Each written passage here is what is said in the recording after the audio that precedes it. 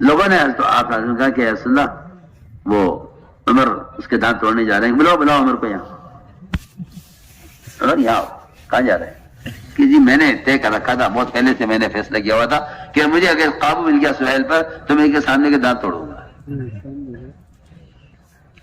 آپ صلی اللہ علیہ وسلم کی نظر پھر نتیجے پر ہے. میں تو یہ کہنا چاہتا ہوں، ایک فرد جس نے آپ کا رسول نام کٹوایا ہے عہد نامے سے، آپ فرما رہے عمر اس کے دانت مت توڑنا، تم سامنے کے تمہیں معلوم نہیں کہ اللہ تعالیٰ اس شخص سے ایسا بیان دلوائیں گے کہ میرے بعد مسلمان اس کے بیان کی وجہ سے مرتد ہونے سے بچ جائیں گے. اللہ میں آپ سے بہت کام کی بات کہہ رہا ہوں. ہم تو کسی کے بارے میں بہت جلدی فیصلہ کر لیتے ہیں نا، یہ دشمن ہے، یہ مخالف ہے، یہ جاسوس ہے، یہ فلاں ہے، اسے مار دو، اسے ختم کر دو. اور وہاں ایک کافر کی، ایک مشرک کی صلاحیت کہ اسے مجھے کس طرح ہدایت پر لا کر، اسے دعوت دے کر ہدایت پر لا کر مجھے اس آدمی کی فصاحت، اس کی بلاغت اور اس کے بیان کرنے کی جو استعداد ہے، اسے مجھے ایک زمانہ اپنے بعد جو زمانہ آئے گا فتنے کا، ارتداد کا، وہاں مجھے اس کے بیان سے فائدہ اٹھانا ہے.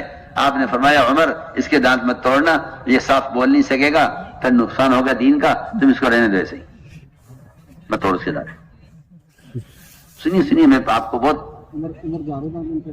کام کی بات اس کو سنا رہا ہوں. میں نہ توڑ اس کے دانت. اچھی ٹھیک ہے جی، آپ کا حکم ہے. اس لیے کہ جہاں نبی کی نظر ہے وہاں ان اندھوں کی نظر تھوڑی ہی ہے. اس زمانے کے جو لوگ کہتے ہیں وہ زمانہ، یہ دین اونٹوں کے زمانے کا دین ہے، آج کا دین وہ نہیں ہے جو اونٹوں کے زمانے کا. میں کہتا ہوں گدھا ہے، فاسق ہے وہ شخص جو یہ کہتا ہے کہ اس سنت کا اب زمانہ نہیں ہے، اگرچہ وہ کتنا پکا سچا متقی مسلمان کیوں نہ وہ فاسق ہے. وہ عجیب فتنہ پیدا کیا ہوا ہے مسلمانوں نے کہ ٹھیک ہے سنت ہے مگر اس زمانے کی سنت ہے. تم نبی کو اس زمانے کا نبی سمجھتے ہو. آپ صلی اللہ علیہ وسلم کی کسی سنت عادت کو یہ کہہ کر چھوڑ دینا کہ یہ اس زمانے کی سنت ہے، میں کہتا ہوں کہ یہ محمد صلی اللہ علیہ وسلم کو ان کے زمانے کا نبی سمجھتا ہے، آج کے زمانے کا نبی نہیں سمجھتا. ورنہ نبی کی سنت کی جو اقتداء نبی کی حیات میں ہے، اللہ کی قسم اس سنت کا مقام آج بھی اتنا ہی ہے، قیامت تک بھی اتنا ہی رہے گا. یہ تو کچھ فاسق قسم کے لوگ پیدا ہو گئے اندر جو کہتے ہیں بھائی ہاں ٹھیک ہے سنت ہے مگر اس زمانے میں چلنے والی نہیں ہے. تو میں نے عرض کیا کہ آپ نے فرمایا عمر اس کے دانت مت توڑنا. حکم ہے آپ کا؟ تو میں نے فرمایا ٹھیک ہے جی آپ کا حکم ہے، نہیں توڑتے. اللہ نے ان کو ہدایت دی. آپ صلی اللہ علیہ وسلم کی وفات کے بعد جب مسلمانوں میں ارتداد آیا اور مکہ مکرمہ کے مسلمان مسیلمۃ الکذاب کے ہاتھ پر بیعت ہونے لگے اور اس کو نبی ماننے لگے، تو جو اصل مکہ مکرمہ کے امیر تھے اس زمانے میں وہ کہتے تھے کہ میں تو بہت زیادہ غم ہے مجھے آپ صلی اللہ علیہ وسلم کی وفات کا، مجھے تو ہوش نہیں ہے، میں بیان نہیں کر سکتا میں اس وقت. تو سہیل نے کہا کہ آپ یہاں بیٹھیے ممبر پر، میں بیان کروں گا. تو اس دن سہیل بن عمر نے ایسا بیان کیا مسلمانوں میں، اور وہ بیان کیا جو بیان لفظ بلفظ ابو بکر صدیق رضی اللہ تعالیٰ مدینے میں کر رہے تھے، وہی بیان سہیل بن عمر مکے میں کر رہے تھے. ان کے بیان کی وجہ سے مسلمان، مکہ مکرمہ کے مسلمان مرتد ہونے سے بچ گئے. یہ اس زمانے کی بات آپ صلی اللہ علیہ وسلم کی آج پوری ہوئی ہے. سوچیں آدمی بعض مرتبہ انتقام میں آ کر صلاحیتوں کو ضائع کر دیتا ہے کہ اب انتقام لینا ہے، اسے صلاحیت کیسی بھی ہو. تو میں نے عرض کیا کہ یہ ایک موقع یہ ہے.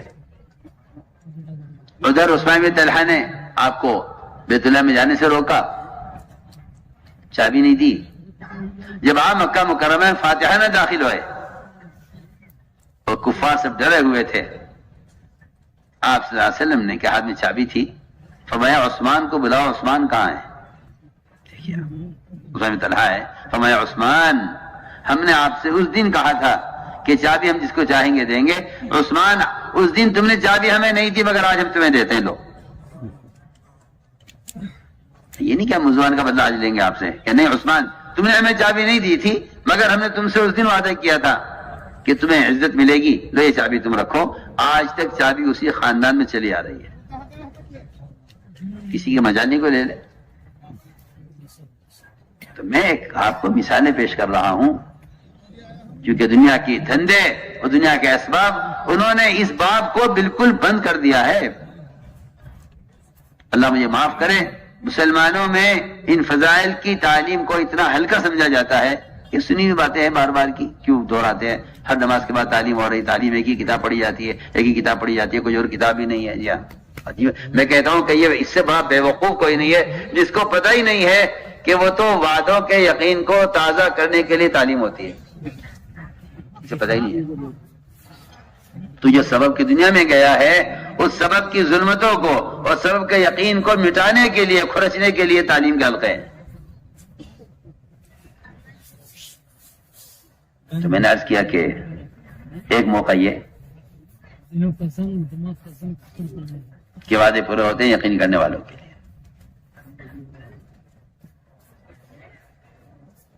یہی حال آپ کے صحابہ کا تھا، یہ حال آپ کے صحابہ کا تھا. تعلیم کا حلقہ چل رہا تھا، تعلیم کا حلقہ چل رہا تھا تو آپ صاحب نے فرمایا کہ تم ہیرا کا علاقہ پتہ کرو گے اور تم فاتحہ میں داخل ہوگے.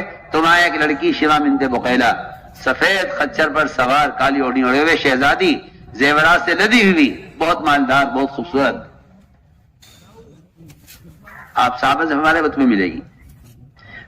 پرانے صحابہ آگے بیٹھے ہوئے، یہ خریم بن اوس اسی وقت آئے ہجرت کر کے، پیچھے بیٹھے بالکل آخر میں. وہ کھڑے ہو گئے وہاں سے، کہ رسول اللہ یہ لڑکی آپ مجھے دے دیجئے. فرمایا یہ تمہاری ہو گئی. یہ نہیں دیکھ لینا بھائی، اگر فتح ہو جائے، اگر تم وہاں موجود ہو، اگر تمہاری تشکیل اس جماعت میں اس جگہ ہو، اگر مگر کچھ نہیں. فرمایا تمہاری ہو گئی. یہ اللہ کا روایت کے اندر ہے کہ تمہاری ہو گئی. آپ کا زمانہ گزر گیا، یہ وعدہ پورا نہیں ہوا. ہمارا تو مزاج یہ ہے کہ اگر مشرک حکومت مسلمانوں سے وعدہ کر لے اور وہ حکومت گر جائے تو مسلمان کہیں گے اب یہ وعدے پورے نہیں ہو سکتے، وہ جنہوں نے کیا تھا وہ تو چلے گئے. اتنے یعنی میں کہتا ہوں ایک مشرک فقیر کے وعدے کے پورا نہ ہونے پر مسلمان مایوس ہو جاتا ہے. اگر وہ مر جائے یا وہ جو ہے وزارت سے ادھر جائے تو مسلمان کہتا ہے جی اب تو ہوگا ہی نہیں، کیونکہ جس حکومت نے وعدے کیا تو وہ حکومت ہی نہیں ہے. کیا میں آپ سے کیا عرض کروں. یہ ہے مسلمان کے یقین کا حال کہ اگر ان سے فقراء وزراء اگر ان سے کوئی وعدہ کر لیں اور وہ مر جائیں یا وہ گدی سے ادھر جائیں تو مسلمان مایوس ہو جائے گا کہ بھائی اب مسلمانوں کو کوئی پرسان حال نہیں، اب مسلمانوں کا کیا ہوگا. یہ ایک آدمی تھا ہمارے خیال کا، یہی اتر گیا ہے، اب کیا ہوگا ہمارا. جی ہمیں تو آپ سے کھل کر آپ سے عرض کرنا ہوں، یہ میں اندر کا جو یقین کی دھجیاں اڑ گئی ہیں اور جو یقین کھوکھلے ہو گئے ہیں میں اسے عرض کر رہا ہوں سب سے. اللہ تعالیٰ اس کے منتظر ہیں کہ میرے وعدوں پر آ جاوے، میں لوٹا کر اس کو اسی عزت پر اور اسی سطح میں پہنچا دوں. مگر کیا کرے، یہ اپنا کٹورا فقیروں کے آگے لے کر گھوم رہا ہے. جن کو اللہ سے لینا نہیں آتا ان سے لینا نہیں چاہیے.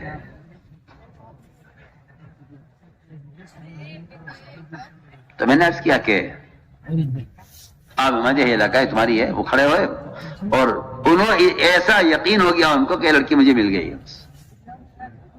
وقت کا انتظار ہے جب بھی ہو.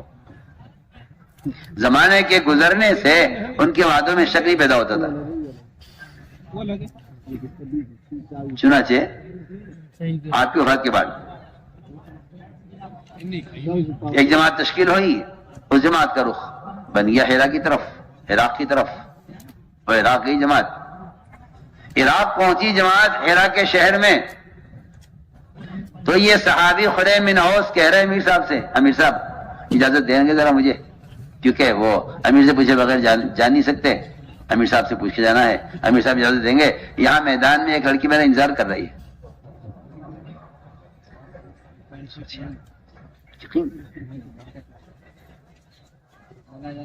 اس کا کوئی پیغام آیا، کوئی میسج آیا، کوئی اس نے کہلوایا آپ کے پاس؟ کبھی وہاں گئی بھی نہیں، وہ میدان دور ہے بہت، جماعت کہیں آ کے ٹھہری جماعت. امیر صاحب اجازت دیں، میری یہاں ایک لڑکی میرا انتظار کر رہی ہے، میں اسے لے آؤں. کیسی لڑکی؟ کہ جی وہ مجھے اللہ کے رسول نے دی تھی، وہ یہاں میرا انتظار کر رہی ہے، اس لیے اللہ کے نبی کے بعد حق ہے، اس میں کوئی شک نہیں ہے، میں اسے لے آؤں جا کے. میں جاؤں.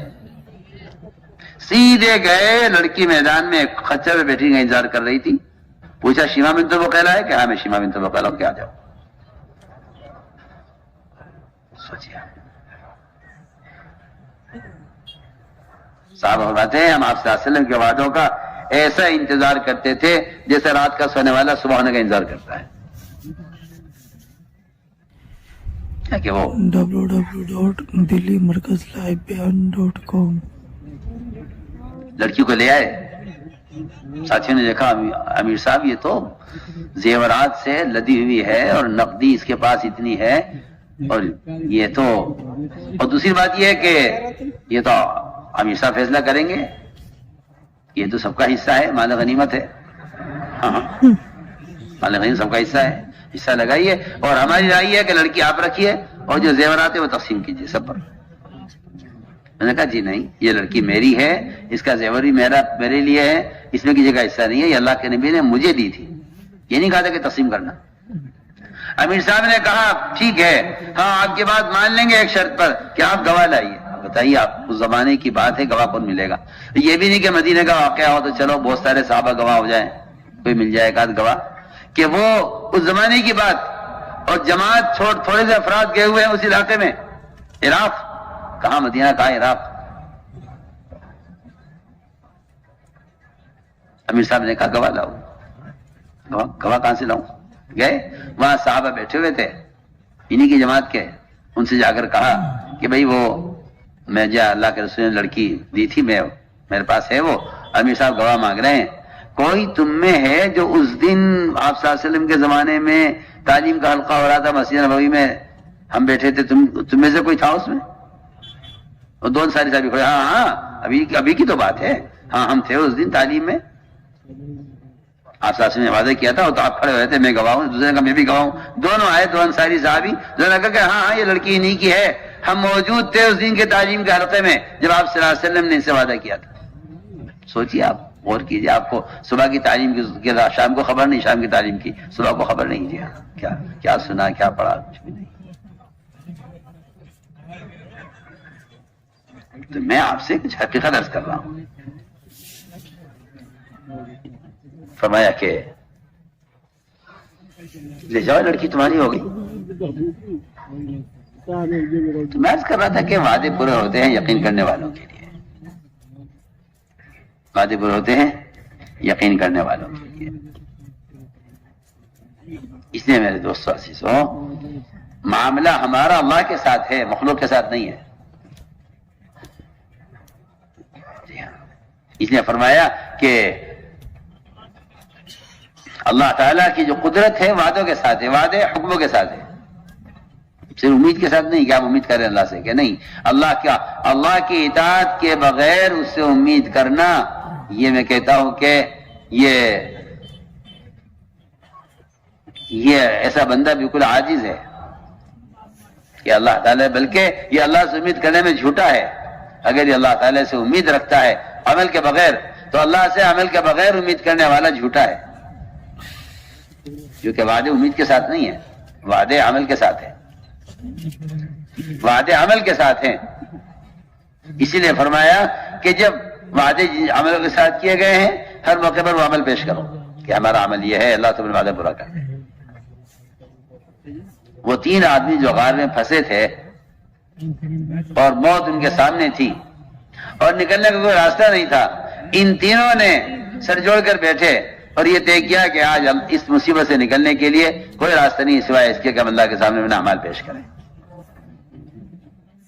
تو میرے دوستو عزیزو،